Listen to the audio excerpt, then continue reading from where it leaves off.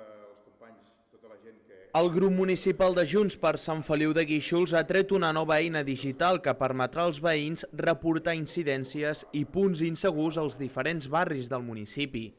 El projecte consisteix en un mapa interactiu d'incidències on la ciutadania pot informar de manera senzilla i accessible sobre problemes com voreres o carrers en mal estat, enllumenat deficient, brutícia o zones on es percep inseguretat. Les notificacions es poden visualitzar en temps real amb l'objectiu de facilitar la detecció i seguiment d'aquestes situacions. Per tant, aquí comença el que és la forma d'entendre propositiva, d'alternativa, una forma de governar que veiem amb moltes mancances, amb coses que passa el temps, passen els anys, no es resolen i aquest mapa és una de les primeres eines que ens servirà per identificar totes aquelles coses que ens arriben a través directe de la ciutadania quan ens trobem pel carrer o bé a través de xarxes o amb diferents canals que ens arriba per correu de més i que ho agraïm, però creiem que ho hauríem d'ordenar, hauríem de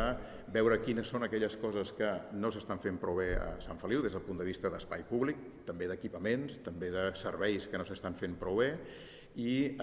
una forma que entenem des del grup municipal de Junts que és la de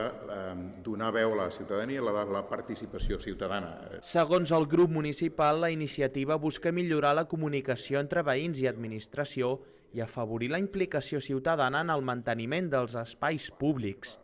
Des de Junts destaquen que es tracta d'una eina pensada per impulsar la transparència i la col·laboració veïnal, tot posant la tecnologia al servei de la qualitat de vida i la seguretat urbana. Nosaltres ja vam presentar aquí a la sala de plens fa uns mesos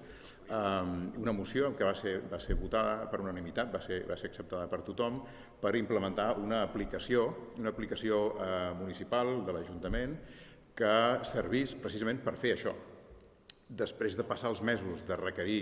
per què no es feia, veiem que encara està tot per fer, doncs és per això que nosaltres decidim passar a l'acció i fer-ho nosaltres mateixos amb els recursos que tenim, que també hem de posar-ho sobre la taula, que són recursos d'un grup municipal, amb 4 regidors, no és el d'un govern que té 40 milions de pressupost, per entendre'ns fàcil, i ho fem nosaltres i potser fins i tot entenem més ràpid i que serà més àgil. Aquesta proposta s'emmarca dins d'un paquet d'accions que la formació assegura que vol desplegar per promoure una ciutat més cuidada, segura i participativa.